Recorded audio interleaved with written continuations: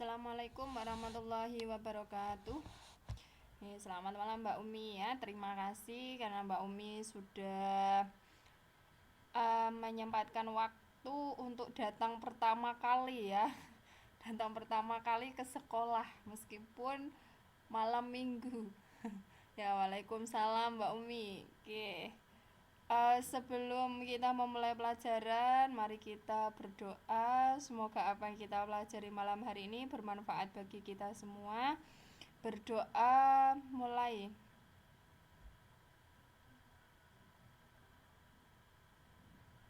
Berdoa selesai. Oke, Mbak Umi, malam hari ini kita akan melanjutkan pembelajaran berkenaan dengan kebijakan pemerintah dalam ekonomi makro dan mikro ya. Kemarin kita telah mempelajari mengenai bentuk-bentuk pasar.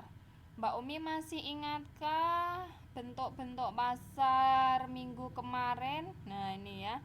Bunda Farid sudah mulai masuk. Oke. Mbak Umi masih ingat kemarin ada berapa macam?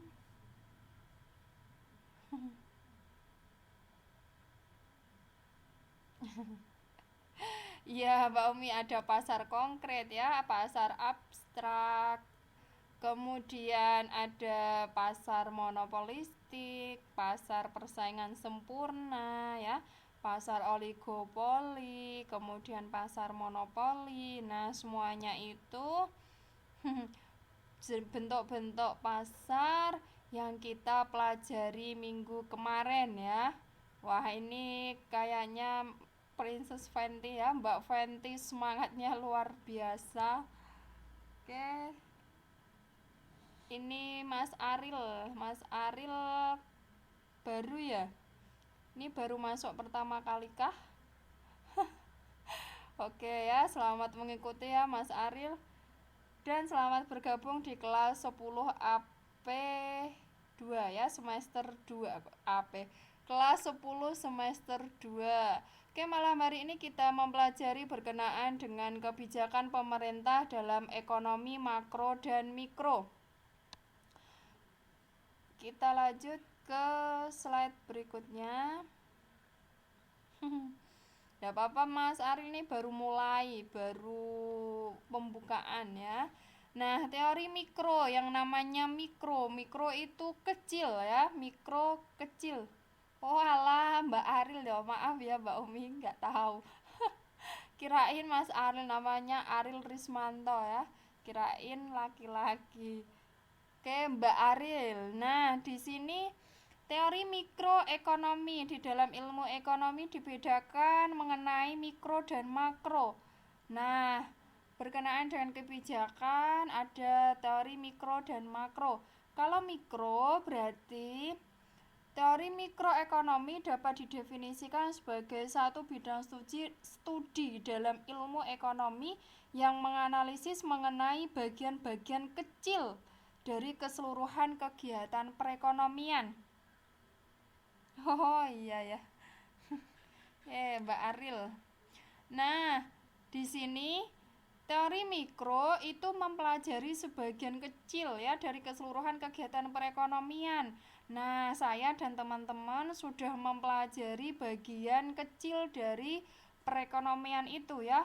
Mulai dari kemarin ya ada kegiatan konsumsi ya, produksi, kemudian distribusi, perilaku konsumen, perilaku produsen, kemudian kemarin ada permintaan, penawaran. Itu yang kita pelajari kemarin berkenaan dengan ilmu ekonomi menurut mikro ya. Kita mempelajari secara individu, secara pribadi orang ya.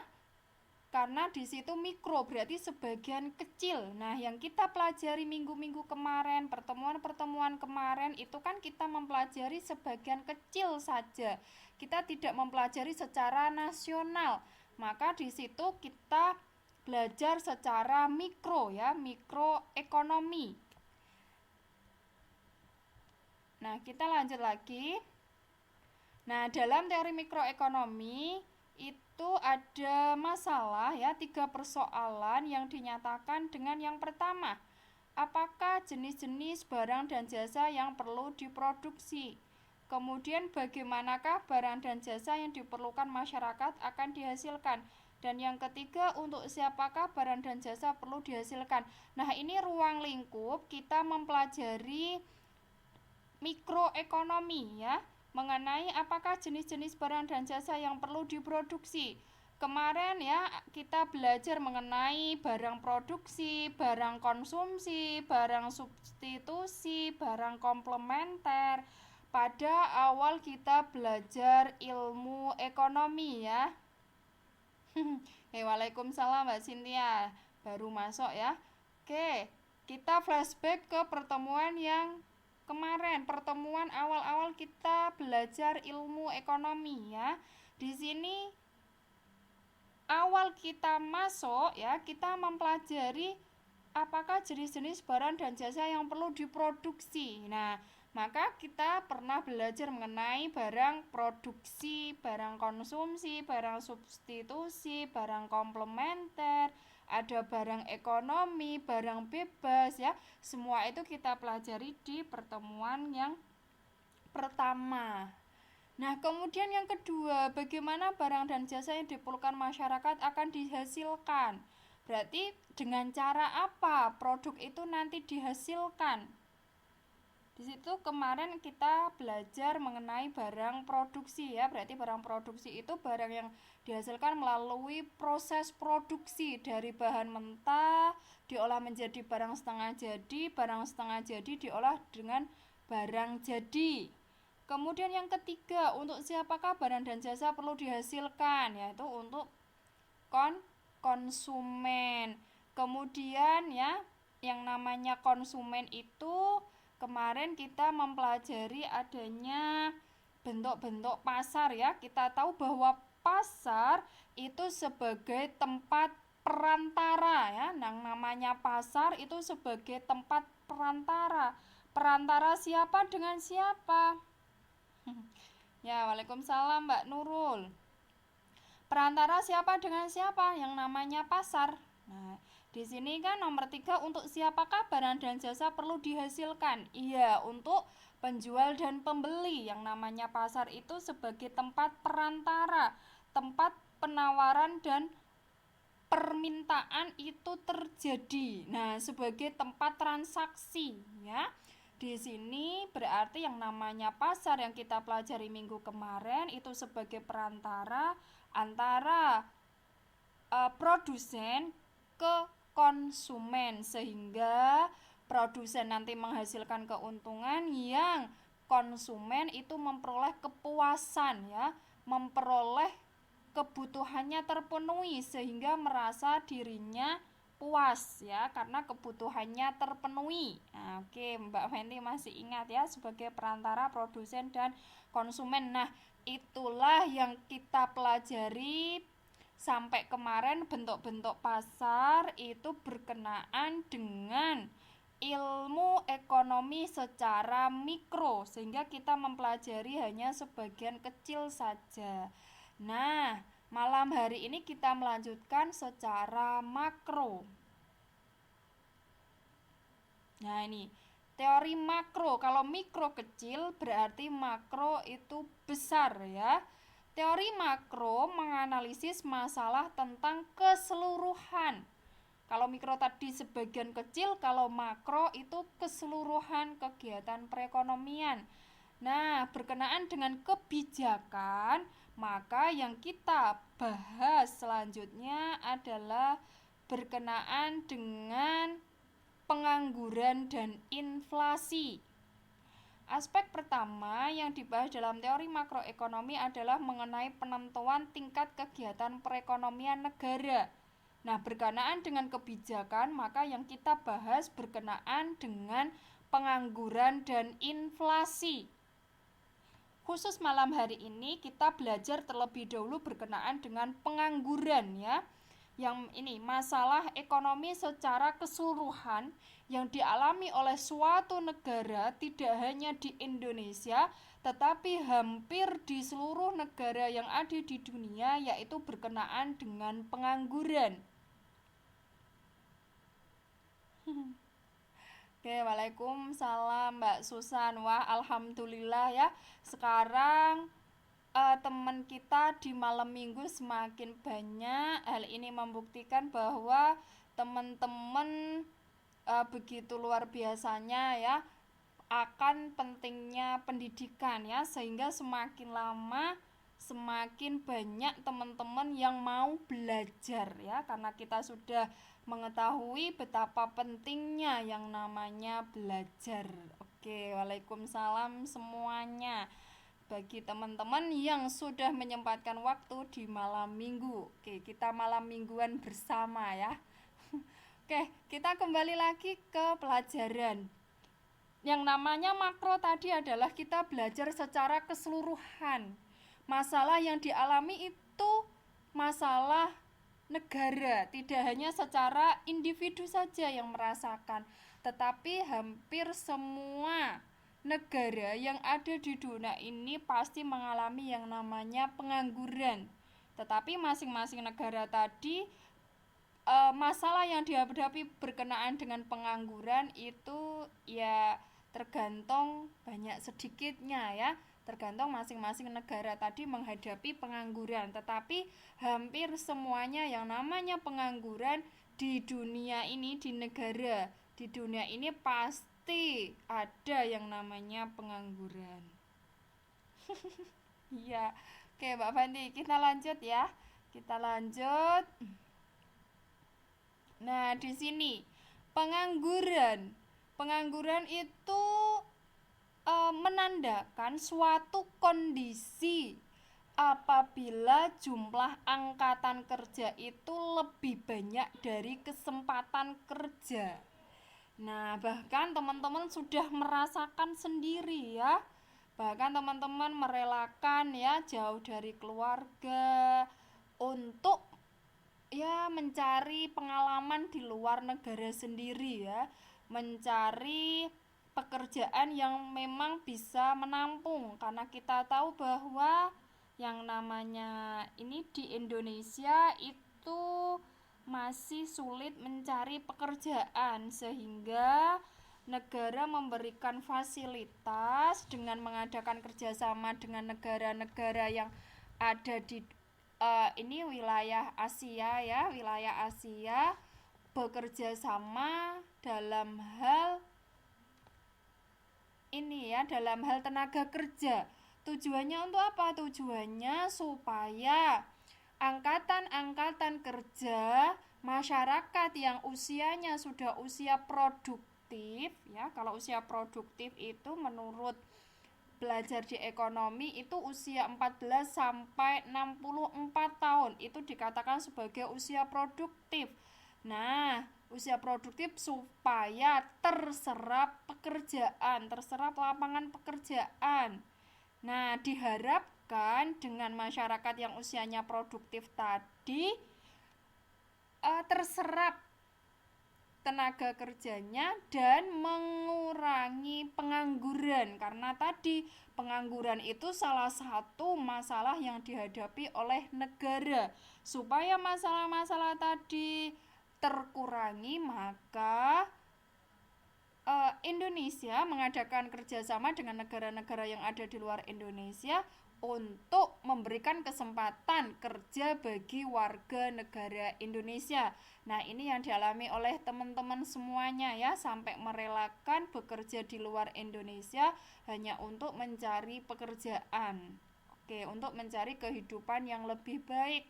Kita tahu bahwa yang namanya Indonesia itu masyarakatnya, penduduknya itu sangat luar biasa banyaknya ya, sehingga membutuhkan banyak lapangan pekerjaan.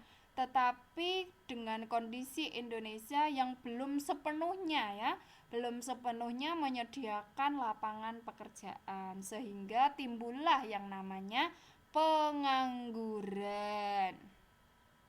Waalaikumsalam Mbak ini.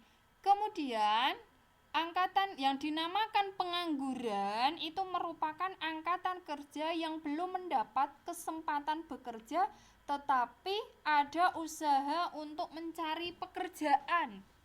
Nah, di sini dikatakan pengangguran itu jika angkatan kerja itu belum mendapatkan kesempatan kerja. Meskipun belum mendapatkan tetapi dia berusaha untuk mencari. Itu yang namanya pengangguran. Adakah yang disebut sebagai tidak pengangguran menurut teman-teman? Menurut teman-teman apa yang tidak dikatakan sebagai pengangguran? Kalau kategorinya pengangguran itu dia tidak atau belum mendapatkan kesempatan bekerja tetapi dia sedang mencari pekerjaan. Ada usaha untuk mencari. Nah, itu bisa dikatakan sebagai pengangguran. Apakah menurut teman-teman ada yang dikatakan tidak kategori pengangguran? Oh ya, kayak mungkin lagi itu ya lagi banyak pekerjaan, kayak nggak apa-apa Mbak Umi. Menurut teman-teman ada yang dikatakan sebagai bukan pengangguran? Ya, di sini kategori pengangguran itu adalah angkatan kerja yang belum mendapatkan kesempatan bekerja, tetapi ada usaha untuk mencari pekerjaan. Nah, bukan pengusaha, bukan pengangguran ya. Nah, misalkan ini dia sebenarnya tidak bekerja ya, gini. Dia itu sebenarnya tidak bekerja tetapi tidak dikatakan sebagai pengangguran. Misalnya dari teman-teman ingin menjadi ibu rumah tangga yang sebenarnya, menjadi wanita sebenarnya, menjadi ibu sebenarnya yang benar-benar mengurus suami sama anaknya ya. Sehingga di situ kan kalau ibu rumah tangga sebenarnya, ibu rumah tangga sejati itu kan dia tidak bekerja dan tidak ada usaha untuk mencari pekerjaan. Nah, itu bisa dikatakan sebagai bukan pengangguran ya. Dia tidak bekerja ya, tetapi tidak dikatakan sebagai pengangguran. Nah, misalnya ibu rumah tangga yang memang benar-benar mengurus kehidupan rumah tangganya murni tanpa melakukan pekerjaan yang bisa menghasilkan. Meskipun dia tidak bekerja tetapi tidak ada usaha untuk mencari pekerjaan. Nah, itu ya. Nah, di sini kategori yang namanya pengangguran murni ya, pengangguran, benar-benar pengangguran itu angkatan kerja yang belum mendapatkan kesempatan kerja tetapi sedang mencari pekerjaan. Oke, itu yang namanya pengangguran. Oke, sampai sini teman-teman ada yang bertanya atau masih kurang jelas? Atau misalkan ada suatu kondisi kemudian teman-teman bertanya atau teman-teman sharing, oke silakan, tidak apa-apa. Oke, waalaikumsalam Mas. Ini Mas Kamat apa Mbak? Oh ini ya Mbak siapa ya tadi?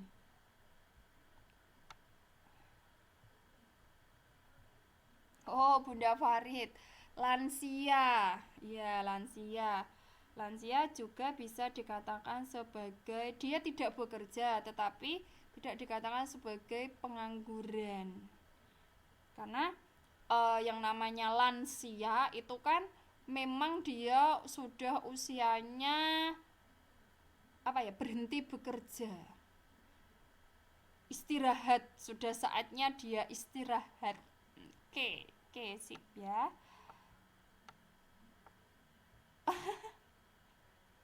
Tidak Mbak Fenty, kalau yang namanya sudah sakit jiwa itu segala urusan dunia sama kehidupan ini ya, rohaninya kan sudah terlepas, semua kewajiban, semua tuntutan, hutang dan segala macam ya itu sudah lepas ya, karena tidak dia tidak memiliki akal yang sehat. Itu ya Mbak Fenty, yang itu kan sudah kewajiban gugur semuanya, kewajiban-kewajiban baik di dunia ya, misalkan hutang ya, hutang, kewajiban dengan ya siapapun lah sudah gugur, yang namanya sakit jiwa karena dia tidak mempunyai akal yang sehat. Mbak Fenty mau ya? Kok enak? Hayo Mbak Fenty mau ya? Janganlah ya. Mbak Fenty kan masih seger buger, masa depan masih cerah. Wah, jangan mikir yang aneh-aneh Mbak Fenty. Oke, kita lanjut. Kita lanjut lagi ke slide berikutnya. Nah, di sini ada penyebab terjadinya pengangguran. Oke. Yang pertama adalah aspek kependudukan. Nah, di sini yang menyebabkan terjadinya pengangguran adalah aspek kependudukan. Kita tahu bahwa masyarakat Indonesia kurang lebih adalah 250 juta jiwa. Sedangkan jumlah lowongan pekerjaan, jumlah kesempatan kerja yang ditawarkan baik pihak swasta maupun pihak pemerintah belum bisa menyerap sepenuhnya tenaga kerja atau masyarakat yang ada di Indonesia. Iya Mbak Fenty, karena jumlah penduduk yang semakin bertambah, tetapi jumlah lowongan pekerjaan tadi yang tersedia tidak sepadan dengan jumlah penduduk di negara Indonesia. Oke, ya. Waalaikumsalam Mas Anto. Oke. Nanti kita masuk lagi Mbak Fenty, itu masuk nanti yang selanjutnya. Tadi ya, penyebab terjadinya pengangguran yang pertama aspek kependudukan. Aspek kependudukan kita tahu bahwa masyarakat Indonesia itu jumlahnya sangat banyak tetapi tidak sepadan dengan lowongan pekerjaan yang tersedia. Sehingga jumlah penduduk yang banyak lebih besar dari jumlah lowongan pekerjaan yang tersedia sehingga timbullah yang namanya pengangguran. Nah, itu salah satu penyebab ya, aspek kependudukan yang bisa menyebabkan terjadinya pengangguran. Oke, yang kedua berkenaan dengan aspek ekonomi. Nah, aspek ekonomi ini menjadi penyebab yaitu ketidakstabilan perekonomian, politik, keamanan negara, dan krisis ekonomi. Ya, Bunda Farid ya, kurangnya lapangan pekerjaan. Itu bisa menyebabkan terjadinya pengangguran dilihat dari nomor 1 ya, aspek kependudukan. Sekarang yang masuk yang kedua berkenaan dengan aspek ekonomi. Aspek ekonomi yaitu ketidakstabilan perekonomian, politik, dan keamanan negara serta krisis ekonomi. Misalkan sekarang misalnya ya, sekarang Indonesia terancam keamanan negara karena banyaknya teroris ya. Seperti kemarin ada berita di televisi bahwa terjadi penyerangan terhadap polisi. Nah, itu kan bisa menyebabkan keamanan negara itu terganggu. Atau bahkan beberapa bulan yang lalu itu ada bom bunuh diri ya yang berada di dekat pos polisi. Nah, itu kan beberapa hari kegiatan perekonomian itu agak terganggu. Nah, dengan adanya ketidakamanan di dalam suatu negara, maka banyak pengusaha-pengusaha itu atau investor-investor terutama di luar negeri, investor yang berada dari luar negeri, yang berasal dari luar negeri, yang menanamkan sahamnya, yang menanamkan modalnya di negara Indonesia itu akan mencabut modalnya, diambil alih lagi modalnya, dikeluarkan atau bukan dikeluarkan, mengeluarkan diri dari Indonesia.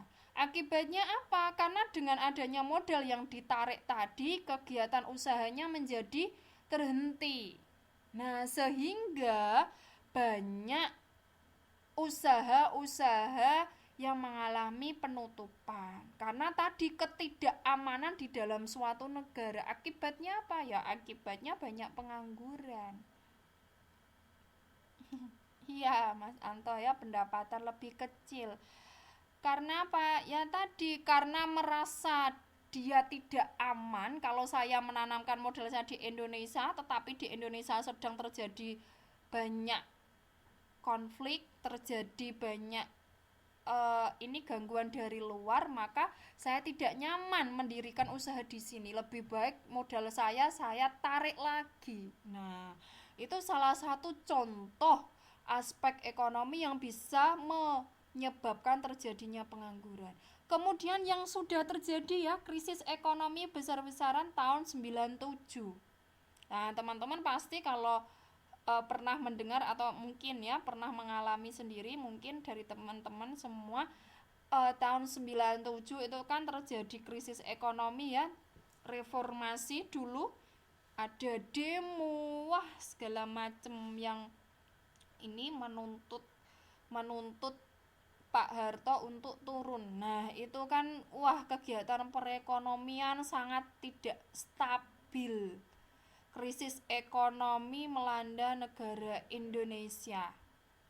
Sehingga di situ dengan adanya krisis ekonomi, maka kegiatan perekonomian yang ada dalam suatu negara tersebut itu terganggu.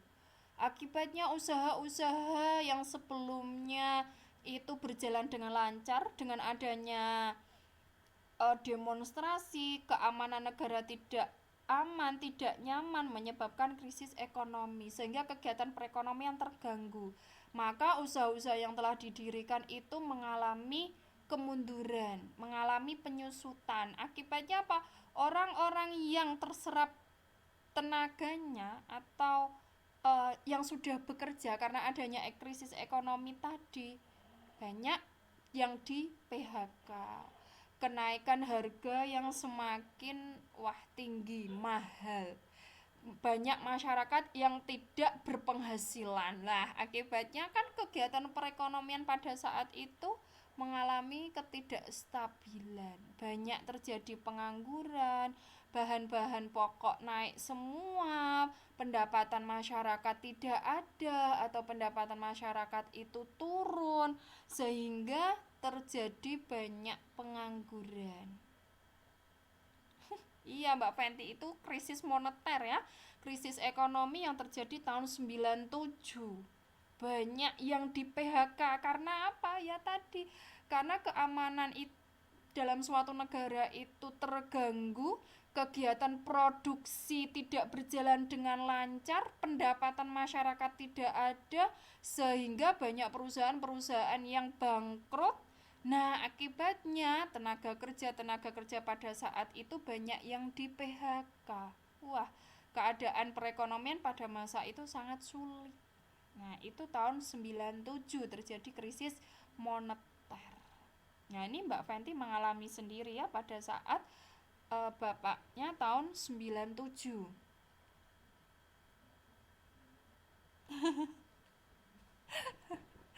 Iya, karena ya memang kalau berbicara masalah pengangguran ya tadi karena banyaknya tenaga kerja, banyaknya jumlah penduduk yang ada di Indonesia itu belum sepadan dengan jumlah lowongan pekerjaan atau kesempatan kerja yang disediakan oleh pemerintah. Akibatnya ya demikian terjadi banyak pengangguran. Nah, yang ketiga yaitu dari aspek pendidikan. Nah, penyebab terjadinya pengangguran bisa dilihat dari aspek pendidikan. Tadi yang dikemukakan oleh Mbak Fenty ya. Tadi kurangnya keterampilan. Tadi Mbak Umi atau Mbak Fenty ya?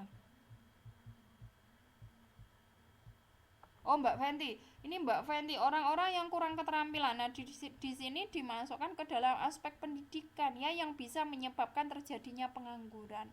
Wah zaman sekarang ya kondisi pendidikan atau kondisi tenaga kerja yang ada di Indonesia itu sudah jauh meningkat. Karena apa? Karena rata-rata masyarakat di Indonesia itu sudah menyadari betapa pentingnya yang namanya pendidikan. Sehingga di Indonesia sekarang ini berkenaan dengan pendidikan itu rata-rata mengusahakan supaya generasi muda sekarang minimal berpendidikan SMA, SMK atau MA ya yang sederajat. Kenapa? Karena kondisi setelah Indonesia itu mengadakan kerjasama ya MEA. Nah, teman-teman pasti pernah mendengar yang namanya MEA. Teman-teman ada yang tahu istilah MEA? Ini kondisi sekarang ini yang dialami oleh negara kita. MEA. Teman-teman ada yang tahu? Nah, ini Mbak Fenty belum tahu. Teman-teman ada yang tahu? Siapa tahu pernah mendengar MEA kemudian iya, Bunda Warid ya. Oh, belum ada yang tahu. Oke. Nih, aspek pendidikan, kenapa di situ bisa menyebabkan terjadinya pengangguran, apalagi zaman sekarang, kondisi sekarang setelah Indonesia mengadakan ini ikut bergabung dalam MEA, Masyarakat Ekonomi ASEAN ya. Masyarakat Ekonomi ASEAN di situ terjadi pertukaran ya, baik itu barang ataupun tenaga kerja. Jadi barang atau produk itu bisa masuk keluar negara-negara yang tergabung dalam MEA, Masyarakat Ekonomi ASEAN ya. Masyarakat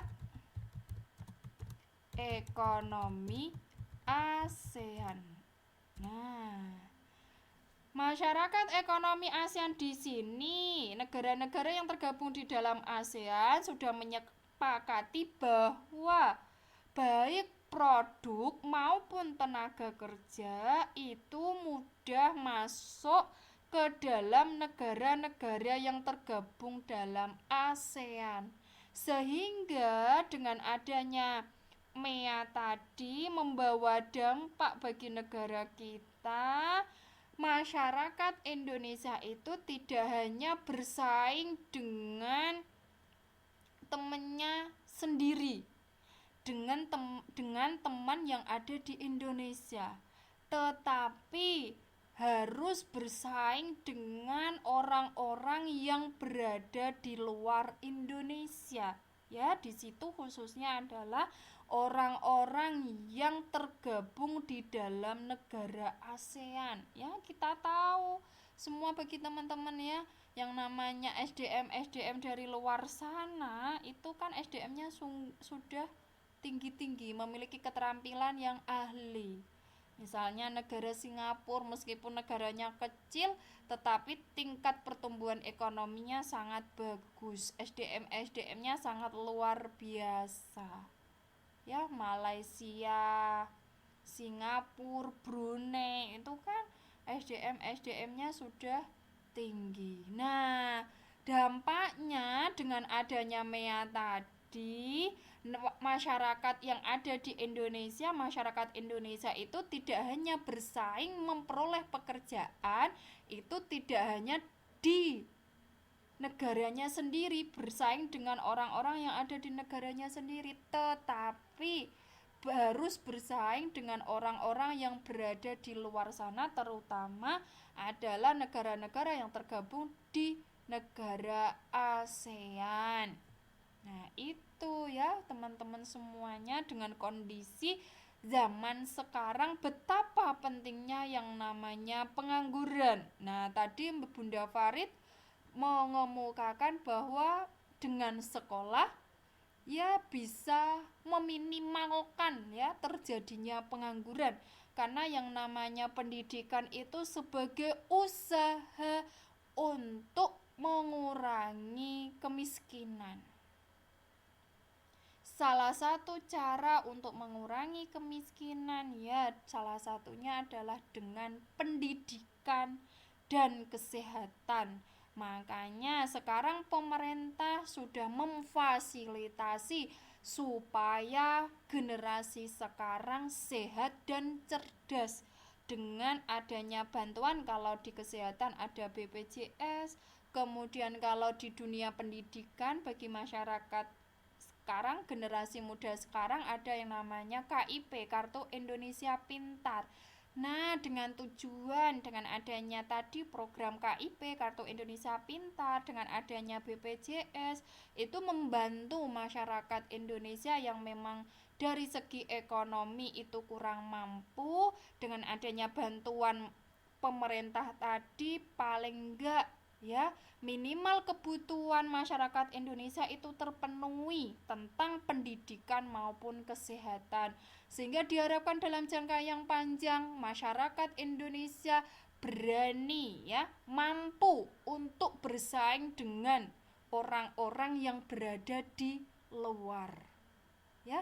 Bahkan kemarin saya pernah ya sekolahnya ya mendapatkan bantuan, ada yang gratis mendapat bantuan dari pemerintah untuk membayar kegiatan yang ada di sekolah, sehingga generasi sekarang itu yang mereka sekolah memperoleh pendidikan dengan bantuan beasiswa yang diprogramkan oleh pemerintah. Apalagi generasi sekarang ya, siswa-siswa sekarang yang memang benar-benar pinter, wah itu fasilitas yang diberikan oleh pemerintah itu sangat luar biasa.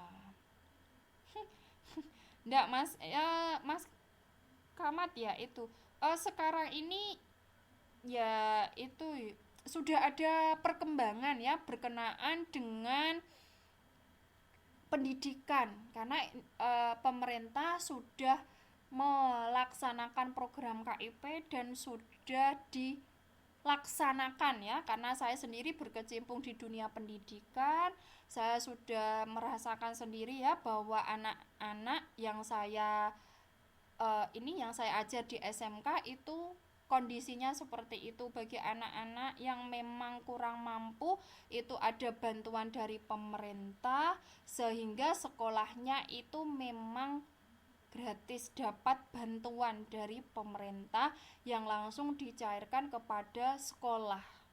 Jadi anak itu tidak lagi terbebani oleh pembayaran sekolah yang lumayan mahal. Nah, itu karena apa? Sekarang pemerintah Indonesia dengan adanya program seperti itu diharapkan di masa yang akan datang semua warga masyarakat Indonesia, apalagi generasi-generasi sekarang, menjadi generasi yang cerdas, yang mampu nanti memimpin bangsa Indonesia ke arah yang lebih bagus. Itu harapannya di masa yang akan datang. Iya, Bunda Farid, dana bos ya. Ada KIP, BSM, dana bos, wah macam-macam. Sekarang Indonesia sudah memperhatikan pendidikan yang ada di Indonesia. Nah, itu ya. Wah, Mbak Fenty ya dipilih, diprioritaskan yang memang benar-benar Mbak Fenty butuh ya. Saat ini yang memang benar-benar butuh yang mana, yang itu ya digunakan terlebih dahulu. Iya, Mas Anto ya. Sekarang uang gedung ya tadi sudah mendapatkan bantuan dari pemerintah. Oke, itu ya. Yang ketiga, aspek pendidikan menjadi penyebab terjadinya pengangguran. Dengan pendidikan, maka SDM ya, sumber daya manusia, kualitas SDM itu menjadi lebih tinggi, menjadi lebih baik dengan adanya pendidikan dan keterampilan yang dimiliki oleh warga masyarakat terutama Indonesia. Lain lagi kalau misalnya pendidikannya rendah maka SDM-nya juga rendah. Dengan rendahnya SDM maka tidak bisa bersaing dengan teman-teman di negara sendiri, apalagi dengan teman-teman yang ada di luar Indonesia. Nah, itu salah satu penyebab terjadinya pengangguran. Karena kita tahu bahwa yang namanya pengusaha, yang namanya perusahaan itu membutuhkan orang-orang yang cerdas ya. Orang-orang yang memiliki sumber daya manusia yang berkualitas. Nah, oke, itu ya. Ada yang ditanyakan sampai sini? Ya, ini Mbak Fenty. Ya Bunda Farid, tetapi saya juga prihatin Bunda Farid ya berkenaan dengan pertanian. Sekarang generasi sekarang yang namanya terjun langsung ke pertanian ya, ke pertanian itu masih minim untuk mengolah pertanian. Orang yang malas termasuk apanya Mas Anto? Termasuk yang mana? Termasuk yang pengangguran tadi? Ya jelas lah, kalau pengangguran tidak mungkin yang namanya perusahaan itu membutuhkan orang-orang malas, tidak ada ya, tidak ada, tidak ada. Oh, orang yang malas kan tidak punya semangat ya, tidak punya semangat untuk hidup lebih baik, tidak produktif. Ya salah satu diantaranya ya yang membuat karakter negara Indonesia menjadi apa ya, menurun ya, salah satunya orang males tadi. Makanya orang Indonesia itu kalau bersaing dengan orang-orang yang ada di sana itu kalah. Karena apa? Karena banyak masyarakat yang ada di Indonesia karakternya masih malas ya, malas dalam hal meningkatkan kualitas. Oke, enggak apa-apa ya, Mbak Mary mungkin baru berhalangan.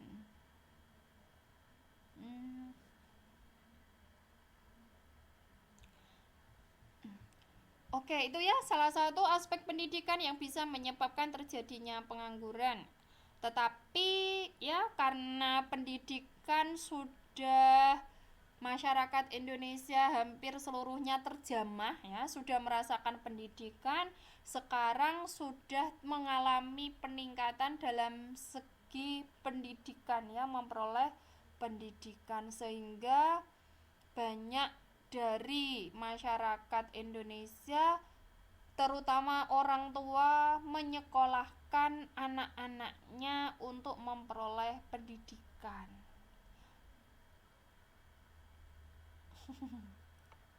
Oke, sudah sampai sini ada yang ditanyakan?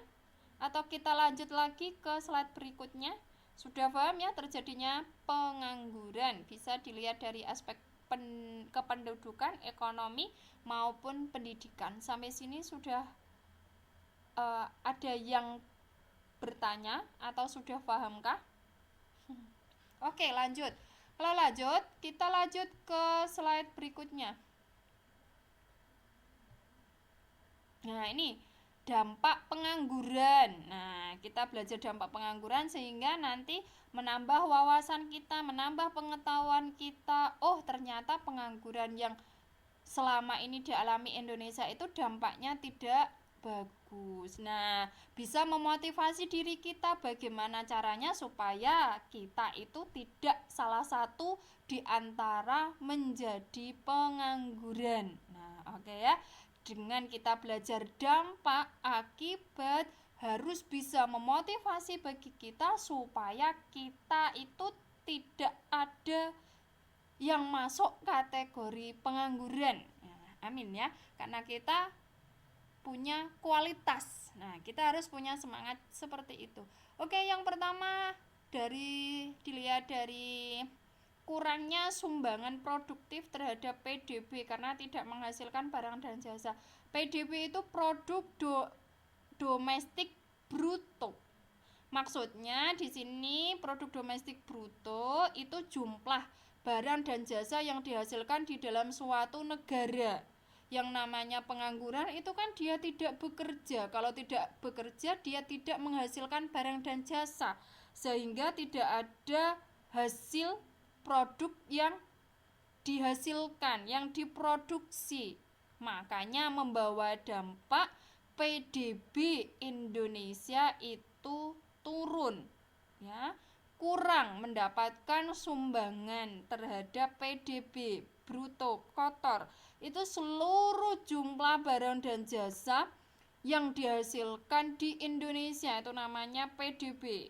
Nah, karena jumlah produk dan jasa yang dihasilkan di dalam suatu negara, itu namanya PDB. Kalau pengangguran, yang namanya pengangguran itu kan tidak bekerja, tidak ada usaha yang dia kerjakan untuk menghasilkan barang dan jasa.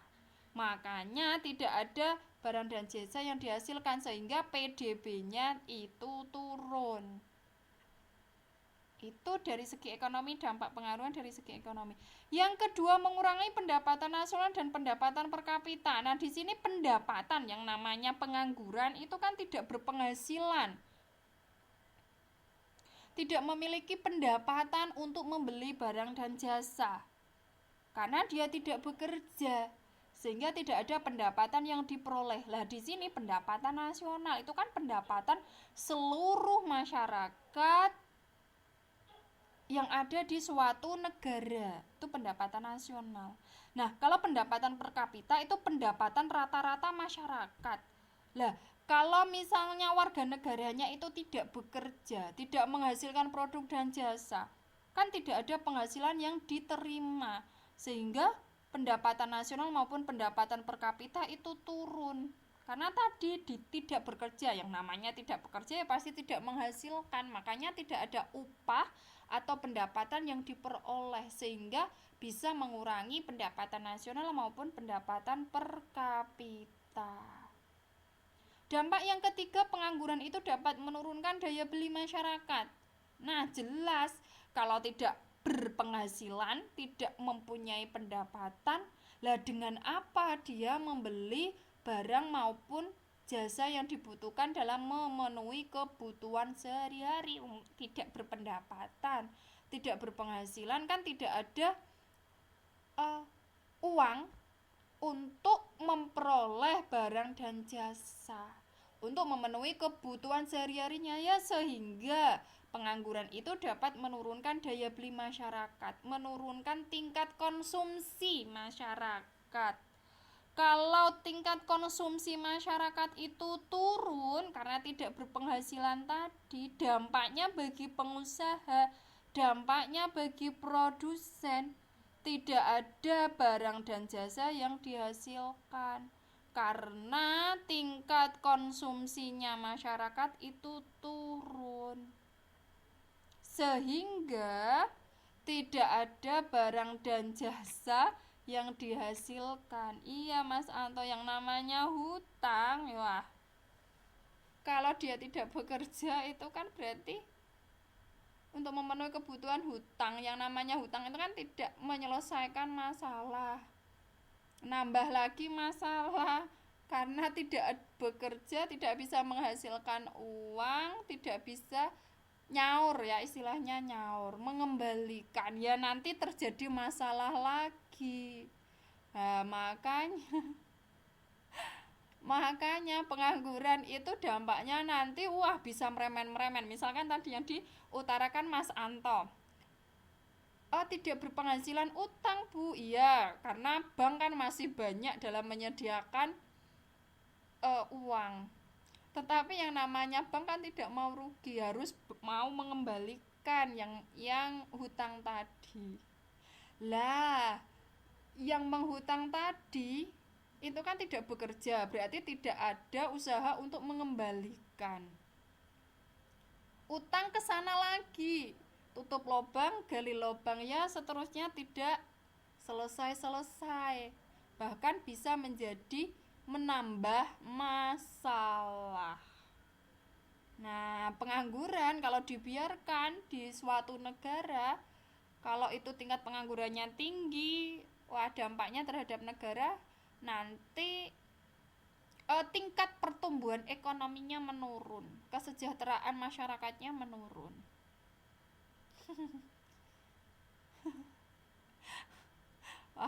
Oke, kita lanjut lagi ya. Sampai sini teman-teman ada yang bertanya? Sudah paham ya dampak pengangguran terhadap suatu perekonomian dalam negara? Oke, sampai sini teman-teman, ada yang bertanya? Oke, paham. Kalau paham kita lanjut.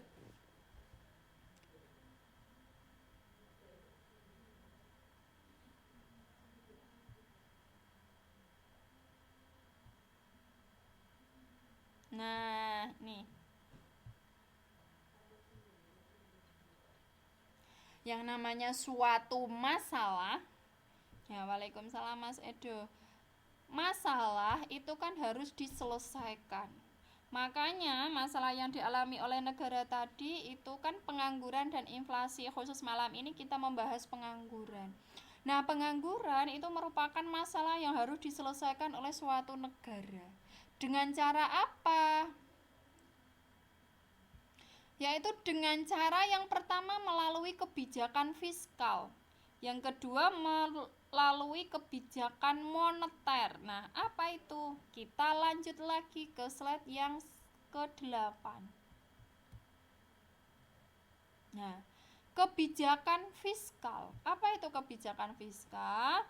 Merupakan langkah pemerintah membuat perubahan dalam bidang perpajakan dan pengeluaran pemerintah dengan maksud untuk mempengaruhi pengeluaran agregat dalam perekonomian. Yang namanya pengangguran itu merupakan suatu masalah yang harus diselesaikan oleh pemerintah. Caranya dengan apa? Tadi ada dua cara, melalui kebijakan fiskal maupun kebijakan moneter. Nah, kebijakan fiskal itu berhubungan dengan pajak dan pengeluaran pemerintah supaya yang namanya pengangguran itu bisa terkurangi. Dengan cara apa? Dengan cara pajak dan pengeluaran pemerintah. Apa maksudnya, Bu? Nah, kita lanjut lagi ya. Nah, ini menurut John Maynard Keynes, salah satu ahli ekonomi, itu mengemukakan bahwa kebijakan fiskal sangat penting dipergunakan untuk mengatasi masalah pengangguran. Caranya dengan mengurangi pajak penghasilan. Nah, ini pajak penghasilan, pajak yang dikenakan bagi wajib pajak yang penghasilannya itu memenuhi kriteria. Apabila pajak penghasilan itu dikurangi, yang namanya pajak itu kan mengurangi penghasilan karena penghasilan yang diterima kalau ada pajaknya maka penghasilan yang diterima tadi dikurangi pajak sehingga penghasilannya berkurang. Bila pajak penghasilan itu dikurangi maka daya beli masyarakat akan meningkat. Apabila pajak tadi dikurangi, maka daya beli masyarakat akan meningkat. Iya. Kalau pajak penghasilan tadi dikurangi, maka untuk penghasilan yang ia terima itu kan hanya sedikit yang keluar karena pajaknya tadi dikurangi. Sehingga penghasilannya masih banyak. Sesuai dengan hukum ekonomi ya, sesuai dengan ilmu ekonomi, kalau berpenghasilan besar maka pengeluaran pun juga besar. Sehingga bisa mendorong kita, karena kita berpendapatan banyak, bisa mendorong kita untuk meningkatkan konsumsi kita, meningkatkan kegiatan daya beli ya, meningkatkan kegiatan pembelian terhadap barang maupun jasa. Sehingga dengan pajak penghasilan dikurangi tadi bisa memberikan dorongan bagi kita untuk meningkatkan konsumsi terhadap barang dan jasa. Agregat itu keseluruhan, Mbak Fenty. Keseluruhan. Agregat berarti keseluruhan. Misalnya tadi pengeluaran agregat ya berarti pengeluaran secara keseluruhan yang terjadi di dalam suatu negara. Kalau di ekonomi mikro itu sebagian kecil, misalnya perilaku pembeli ya, pembeli yang kita pelajari.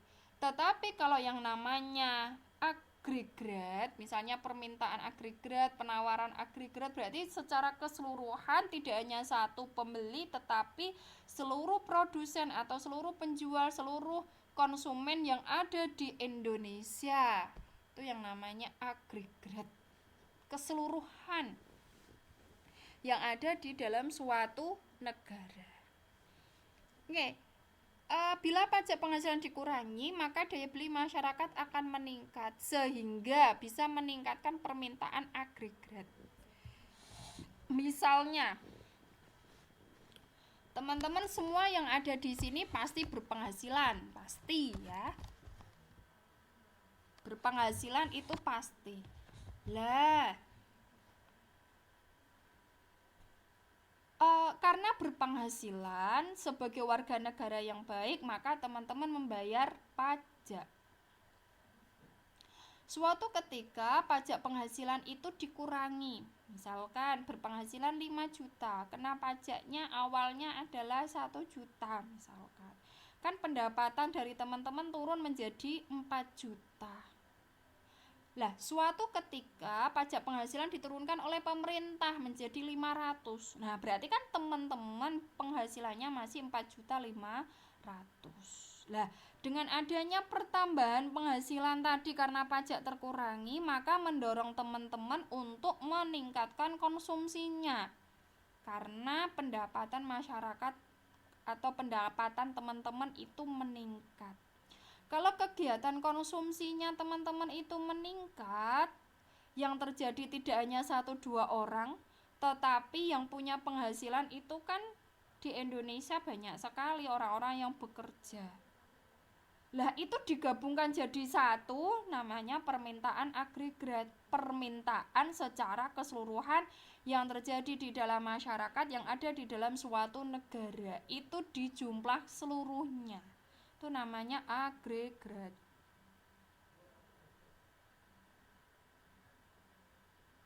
Iya, Mas Anto. Yang namanya PNS.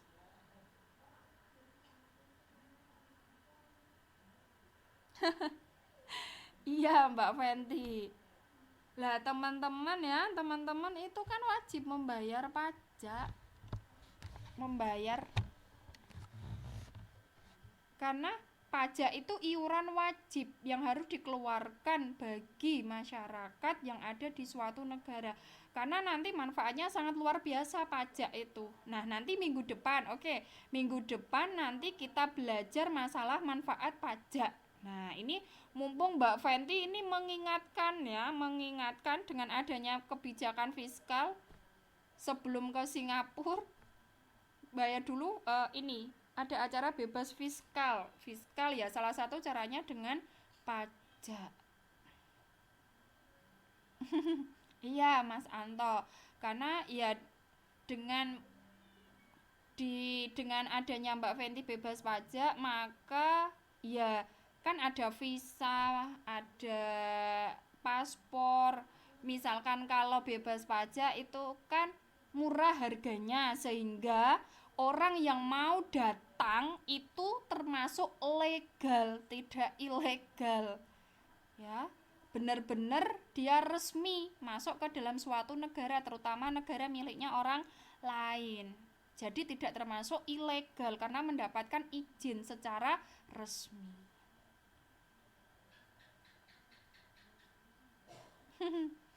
Ya, teman-teman pasti, kalau teman-teman pasti kena pajak semuanya, pasti. Karena yang namanya pajak itu bisa memberikan manfaat bagi suatu negara untuk melaksanakan kegiatan-kegiatan pembangunan. Nah, itu pajak, manfaat dari pajak. Lah, minggu depan saya nanti tambahkan manfaat pajak dalam kegiatan perekonomian suatu negara. Oke, Mbak Nisa, nanti kalau misalnya sudah ke Amerika atau nanti saya kalau sudah membaca artikel berkenaan dengan pajak di Amerika, nanti saya akan sampaikan kepada Mbak Nisa. Berhubung saya belum pernah membaca ini tadi pajaknya Amerika, jadi saya belum bisa mengemukakan. Nah, ini buat PR saya. Minggu depan saya akan menjawab pertanyaannya Mbak Nisa. Oke ya, Mbak Nisa sabar ya.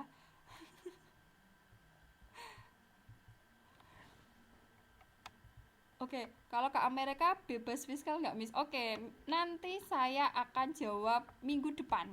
PR, ya bener. PR buat saya. Nanti saya coba membaca artikel berkenaan dengan kebijakan fiskal yang ada di Amerika, atau apakah bebas fiskal, bebas pajak atau tidak. Tetapi yang namanya pajak itu setiap negara diwajibkan untuk membayar pajak bagi warga negaranya, karena manfaat pajak sangat luar biasa untuk mendukung kegiatan perekonomian di dalam suatu negara. Iya. Nah, itu Mas Anto ada kena pajak pasti. Mas Anto pasti ada pajaknya pasti. Tapi kan ya, saya tidak tahu ya berapa pajak yang dibayarkan kepada pemerintah. Oke, kita bisa lanjut lagi ya. Meningkatkan permintaan agregat. Tadi agregat itu secara keseluruhan yang ada di dalam suatu negara. Nah, bila permintaan agregat meningkat, bila permintaan agregat meningkat, apabila semua orang yang ada di negara itu semuanya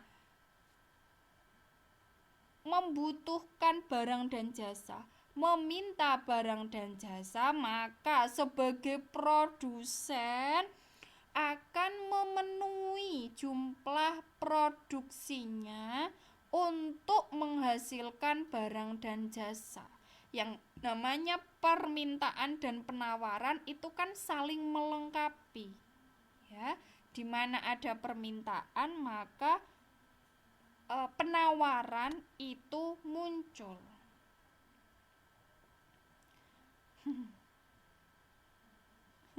Oke, itu ya. Nah, dengan adanya permintaan terhadap barang dan jasa, maka sebagai produsen memproduksi barang dan jasa sesuai yang dibutuhkan oleh masyarakat. Nah, yang namanya produksi, proses produksi itu membutuhkan tenaga kerja. Dengan adanya kesempatan kerja tadi, bahwa produk barang maupun jasa itu dibutuhkan oleh seluruh masyarakat Indonesia, maka yang bertindak sebagai produsen itu melakukan produksinya, meningkatkan produksinya dalam rangka meningkatkan permintaan masyarakat, memenuhi permintaan masyarakat. Nah, dengan proses produksi membutuhkan jumlah tenaga kerja. Akibatnya pengangguran terkurangi karena tenaga kerja tadi dibutuhkan oleh produsen untuk memproduksi barang dan jasa, sehingga pengangguran terkurangi. Oke, sampai sini teman-teman paham berkenaan dengan kebijakan fiskal, yaitu kebijakan pajak.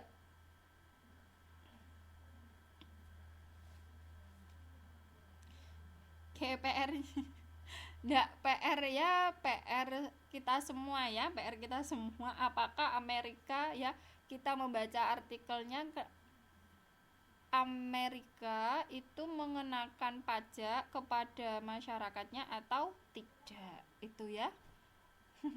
Oke, minggu depan nanti saya sampaikan ditambah dengan manfaat pajak, biar nanti ilmu kita ya bertambah lah ya.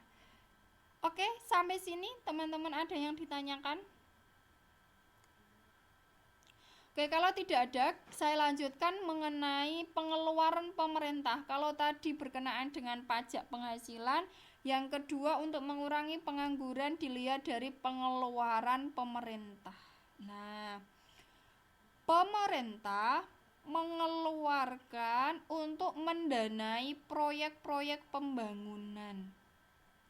Nah, ada dua cara tadi yang digunakan oleh pemerintah dalam kebijakan fiskal. Yang satu pajak, yang satu pengeluaran pemerintah. Nah, pengeluaran pemerintah itu bisa digunakan untuk mendanai proyek-proyek pembangunan. Misalnya sekolah, rumah sakit, jembatan, kemudian mendirikan perusahaan miliknya pemerintah. Nah, jalan tol itu kan semua proyek-proyek yang membutuhkan dana yang sangat besar, sehingga pemerintah perlu mengeluarkan dananya untuk membangun proyek. Lah, proyek itu bisa selesai dengan membutuhkan tenaga kerja. Dengan adanya tenaga kerja yang terserap tadi, maka bisa mengurangi pengangguran. Ya, kuli apapun lah Mas Anto, ya.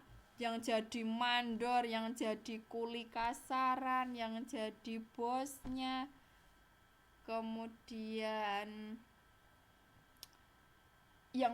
pokoknya yang bekerja di lapangan itu kan semuanya termasuk tenaga kerja. Apabila tenaga kerja tadi terserap oleh lowongan pekerjaan, maka bisa mengurangi pengangguran. Nah, itu ada dua cara yang termasuk dalam kebijakan fiskal untuk mengurangi pengangguran. Di antaranya adalah kebijakan dari segi pajak dan pengeluaran pemerintah. Pengeluaran pemerintah bisa diwujudkan untuk mendanai proyek-proyek pembangunan. Ya tadi ya, di antaranya misalkan yang dicontohkan oleh Mas Anto, jalan tol, kemudian fasilitas umum, rumah sakit, sekolah, puskesmas. Nah, semua itu merupakan proyek-proyek pembangunan yang mendapatkan bantuan dari pemerintah. Nah, dengan adanya proyek-proyek pembangunan tadi itu kan membutuhkan tenaga kerja, sehingga banyak tenaga kerja yang terserap. Dampaknya pengangguran bisa terkurangi. Nah, itu kebijakan pajak dan pengeluaran pemerintah. Sampai sini teman-teman ada yang bertanya? Atau semuanya sudah paham berkenaan dengan kebijakan fiskal? Kalau sudah, saya lanjut ke kebijakan moneter.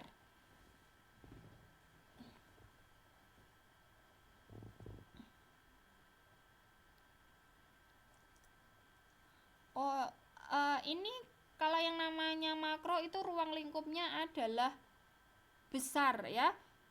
Besar ya berarti membutuhkan jangka waktu yang lumayan lama ya, tidak hanya sekedar segera, tidak, tetapi membutuhkan waktu, tidak saat itu juga ya, tidak seketika itu, tetapi membutuhkan waktu. Proyek-proyek pembangunan yang dijalankan oleh pemerintah itu kan waktunya ya ada target, tetapi kan membutuhkan waktu, sehingga paling tidak masyarakat Indonesia bisa bekerja ya, kemudian bisa mendapatkan penghasilan. Dengan penghasilan yang diperoleh maka bisa meningkatkan kegiatan konsumsi. Dengan kegiatan konsumsi maka perlu barang dan jasa yang tersedia. Lah, dengan adanya tingkat konsumsinya yang tinggi tadi mendorong produsen untuk menghasilkan barang dan jasa. Barang dan jasa yang bisa dihasilkan karena adanya faktor tenaga kerja. Nah, dengan tenaga kerja yang dibutuhkan maka pengangguran bisa terkurangi. Nah, itu dampak-dampak selanjutnya kenapa pajak penghasilan tadi bisa memberikan pengaruh terhadap peningkatan permintaan agregat. Oke, itu ya. Iya Mas Anto, karena kalau tingkat konsumsinya masyarakat itu meningkat, maka pedagang dalam menyediakan barang itu juga laku ya, laku terjual karena tingkat konsumsi masyarakat itu meningkat, dipengaruhi oleh faktor penghasilan. Oke ya, itu ya Mas Anto. Mas Anto sendiri sajalah yang merasakan kalau Mas Anto berpenghasilan. Kalau Mas Anto memiliki penghasilan banyak, itu kan tingkat konsumsinya itu tinggi. Nah, berarti Mas Anto merasakan atau membutuhkan barang dan jasa untuk memenuhi kebutuhan Mas Anto, sehingga barang dan jasa itu dihasilkan oleh produsen. Nah, oke, ya. Ya, untuk menciptakan lapangan pekerjaan. Oke, kita lanjut lagi ya Bunda Farid ke kebijakan moneter. Nah, kalau kebijakan moneter itu dilihat dari penawaran uang yang disediakan oleh Bank Sentral. Nah, Bank Sentral yang ada di Indonesia itu Bank Indonesia. Bank sentralnya Indonesia itu Bank Indonesia, itu mengatur penawaran uang untuk mempengaruhi pengeluaran agregat. Ini kebijakan moneter, kebijakan yang berkenaan dengan penawaran uang yang diatur oleh Bank Indonesia, itu termasuk kebijakan moneter.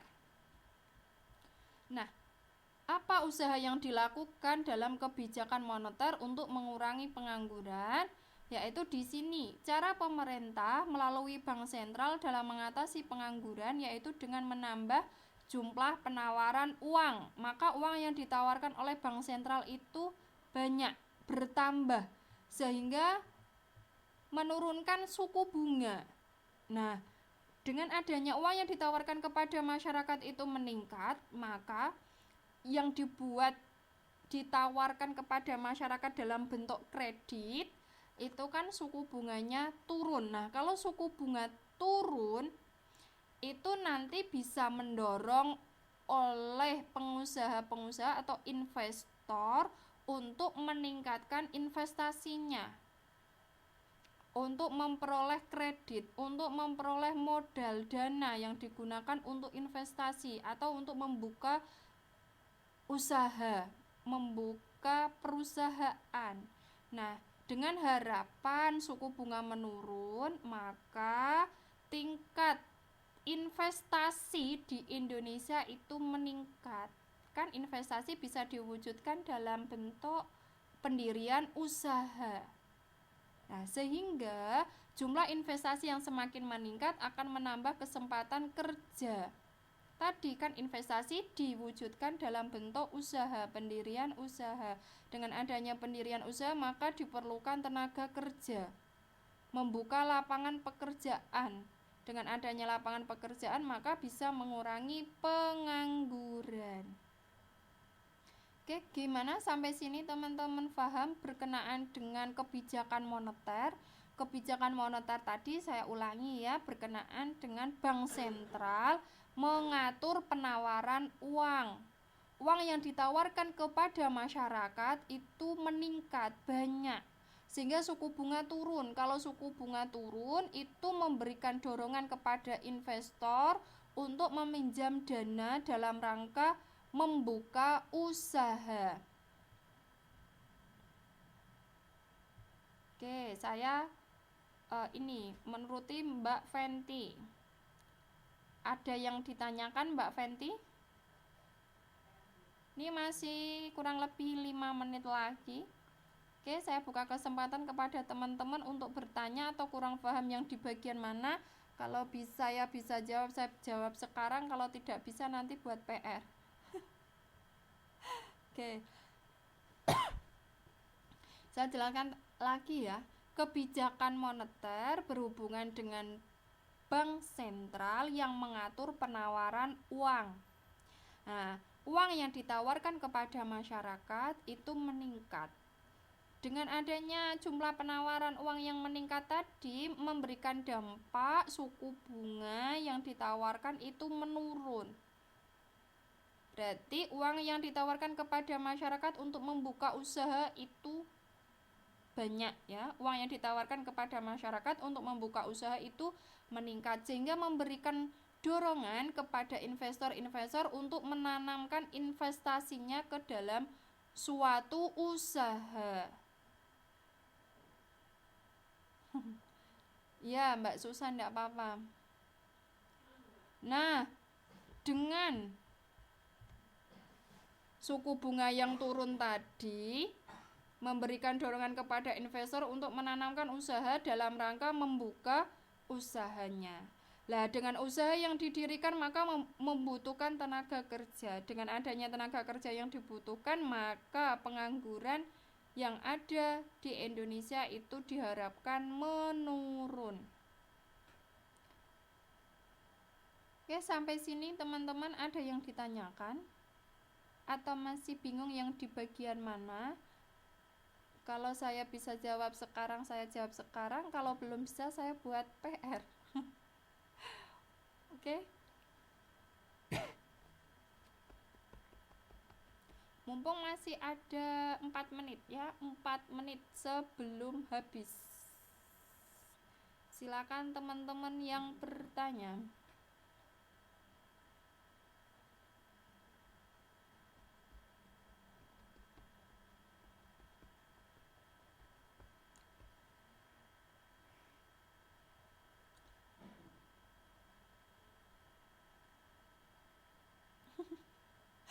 Untuk saat ini.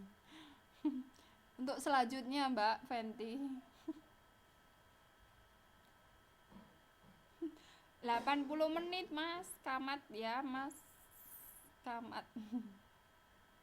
Agregat itu secara keseluruhan ya Mbak Nisa, keseluruhan. Kalau kemarin ya kita belajar konsumen, produsen itu secara sebagian kecil atau individu, tetapi kalau kita berbicara agregat berarti seluruh produsen yang ada di suatu negara, seluruh konsumen yang ada di seluruh negara, yang ada di suatu negara, itu namanya agregat. Kalau mikro ya, kalau mikro itu kecil, kalau makro besar. Kalau mikro tadi mempelajari mengenai kegiatan perekonomian, ruang lingkupnya kecil. Kalau makro berarti ruang lingkupnya adalah negara secara keseluruhan. Makanya tadi yang menjadi masalah dalam suatu negara itu pengangguran dan inflasi. Nah, hampir rata-rata negara yang ada di dunia itu mengalami yang namanya pengangguran. Berarti pengangguran itu bisa menjadi bagian yang dipelajari di ilmu ekonomi secara makro, secara keseluruhan, yang ruang lingkupnya itu suatu negara, itu masuknya ke makro. Pinjaman tanpa syarat ya, pasti ada itu ya, syarat-syarat yang berlaku untuk memperoleh pinjaman. Pasti ada ya Mas Edo.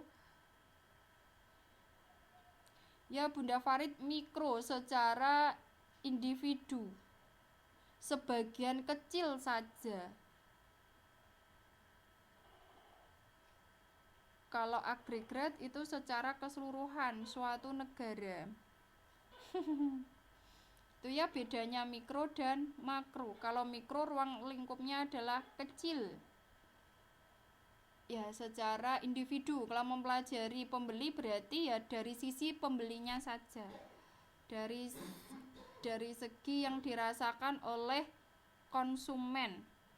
Konsumen itu kan berarti mempelajari bagaimana memperoleh kepuasan untuk memenuhi kebutuhan hidup. Kalau dilihat dari produsen berarti dilihat bagaimana cara memperoleh keuntungan. Nah itu.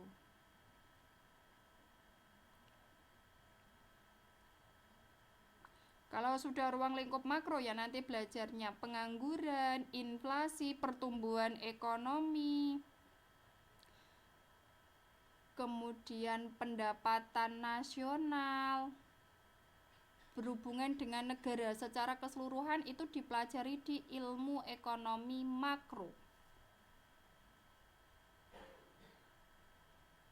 Kalau kemarin ilmu ekonomi mikro ya berkenaan dengan kegiatan konsumsi, produksi, distribusi, ya itu. Barang-barang ekonomi, ilit, ya, barang bebas, kemudian barang substitusi, barang komplementer, itu yang dipelajari di ilmu ekonomi mikro. Nah, kalau ekonomi makro ya belajar berkenaan dengan tadi ya, malah